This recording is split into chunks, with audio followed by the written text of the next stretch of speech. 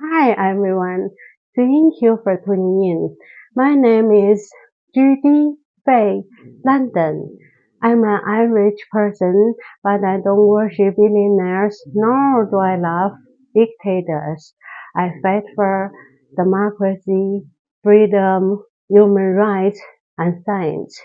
And upload weekly to this series, which talks about culture, economics, and dictators and various events and people in human history. Okay, my friends, before we dive into today's topic, please allow me to thank the friends who bought me coffee from my website last week. Thank you so much for your kind support, my friends. Thank you. My friends, if you recall, I've talked about trade wars in my previous videos, and I've said that trade wars hurt commoners because the prices of the goods involved will rise for consumers. And ordinary people are the majority of the consumers. As you know, tariffs are a common tool used in trade wars. They are taxes charged on goods bought from other countries. So tariffs usually hurt the pockets of ordinary people the most. If you don't think so, let's wait and see, and then let's talk about it in 2 years. Alright? Also, if you're not new to this channel, you'll know that in my previous video, The Greatest Dictator, I said when the national debt was risen by almost 7.8 trillion during Trump's first time in office, the inflationary crisis was inevitable in the following years. But Trump didn't win in 2020, so Biden became the scapegoat for the inflation. And now, unfortunately, Trump's big beautiful bill will add 4 trillion to US debt. So no doubt the inflation rate will be rising again. More unfortunately, this bill will strip Medicaid from 17 million people, cut off school meals for 18 million children, and food assistance for 3 million Americans. Yeah, that sucks. But if you're a millionaire, it's a true big beautiful bill, because this bill will give you big tax cuts. So why do they want to rip healthcare and food assistance away from millions of ordinary people in order to provide tax cuts to the rich? Well, it's so obvious, isn't it? Trump is a billionaire, not an ordinary person. How come a billionaire could understand how hard lives can be for ordinary people? Yeah, if you're a Trumper, you feel that he understands you and your life. But how? Have you ever lived in an ordinary person's home for a week, even for a day? Think about it. If you're an ordinary person, how come you could truly understand or know how rich people live their lives? So the same thing.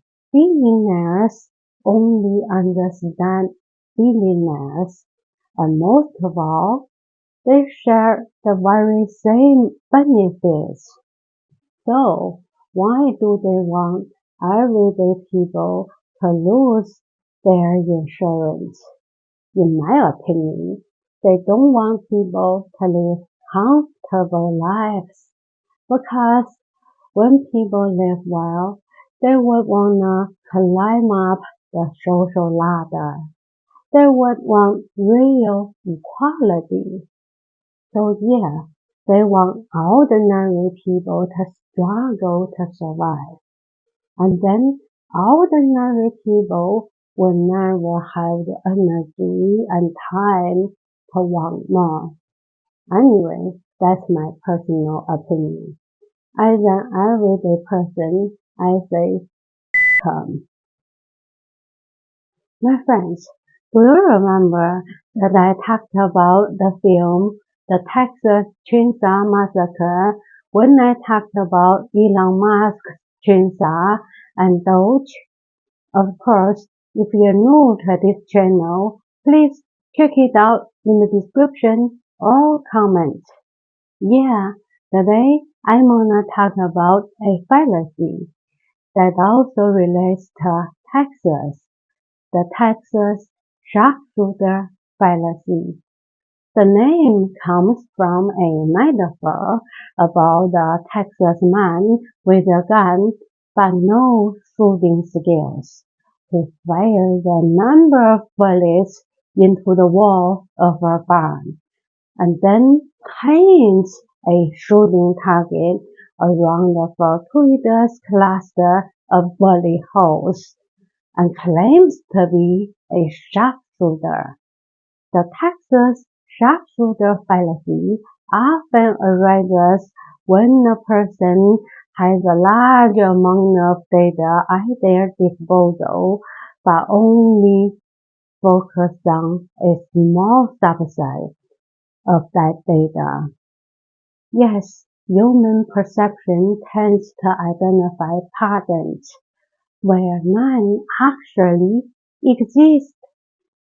We ignore differences and focus on similarities, thus coming to a false conclusion.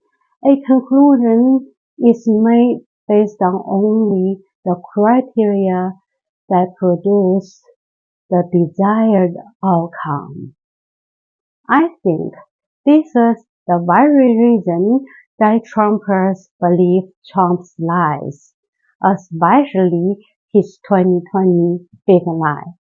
They believe his lie because their desired outcome is Trump won, though in reality he lost.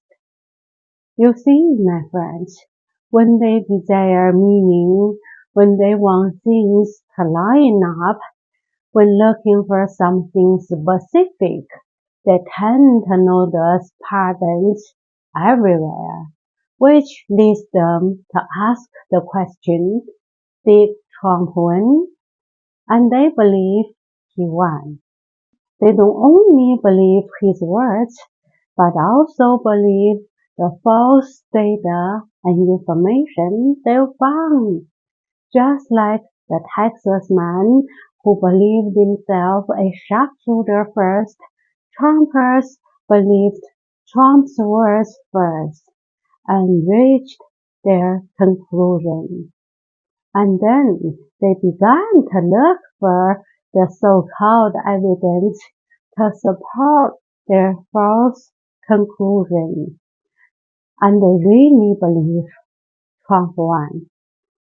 However, like I've said in my previous videos, I believe that Trump knew that he lost. He just couldn't admit the fact that Biden won the 2020 election.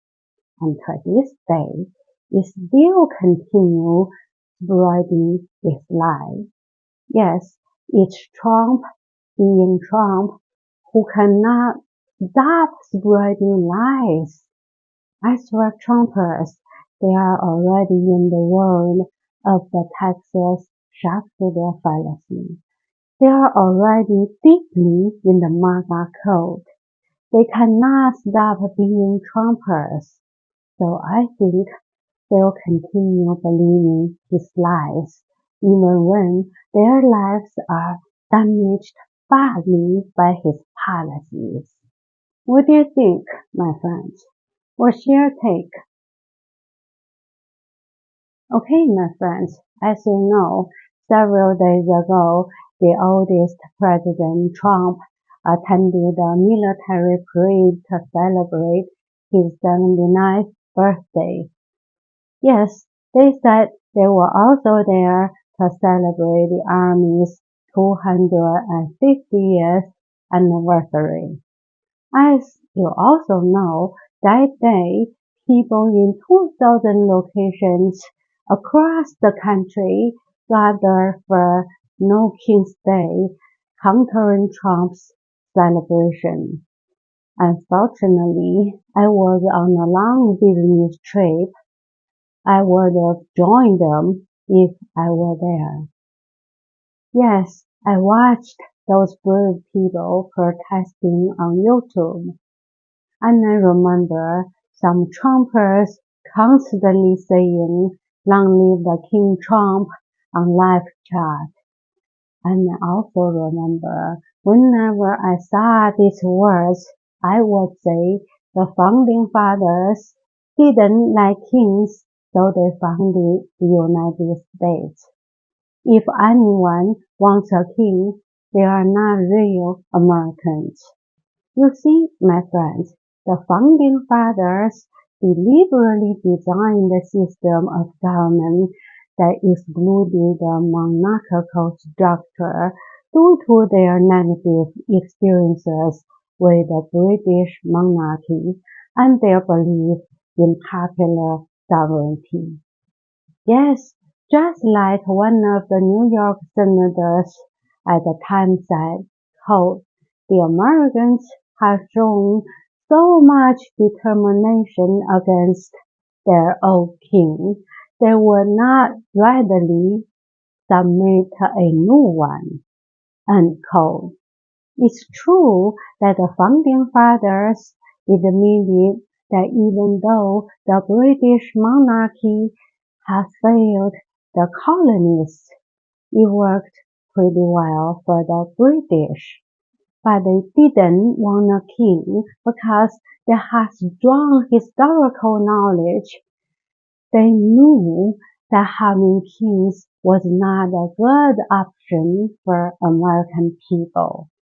However, Alexander Hamilton argued for the presidency as a lifetime office, and John Adams advocated for the president to be addressed as His Majesty.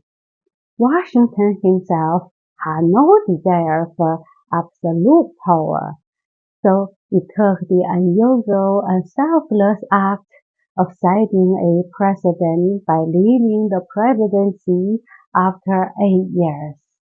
But Washington was concerned that future presidents might not have his scruples, and he was right, because the system they created to prevent tyranny remains dependent to some degree on the character of the president and the electorate that supports him or her. In other words, the system cannot stop someone becoming a dictator. People have to rise up and fight for their freedom and democracy before a dictatorship is fully formed. Yes, like I've said before, Trump wants to be a king, a dictator, obviously, but he'll never succeed because one of the reasons is you, the people, will stop him. Okay, my friends, in case you don't know me yet, I'm Judy Fay London, a fan of Jack London. I'm a published writer who writes fiction and non-fiction novels and short stories. You're very welcome to visit my website, judyfaylondon.com or Amazon to read my poems and my short stories. The last one, Mr. Rat, Candy the Dog, and so on, and my latest non-fiction book, Living with the Walking Dead, a roadmap for achieving your own success. I hope to see you there, and I thank you so much for your kind support, and thank you very much for subscribing to my YouTube channels, Judy Fay London and Judy Plus. Judy Fay London is a channel that mainly talks about culture, economics, and dictators and various events and people in human history, while Judy Plus is a channel that talks about interesting discoveries in the world of science. Thank you for watching. And my friends, if you haven't subscribed to this channel, please hit the subscribe button. It's totally free. Thank you.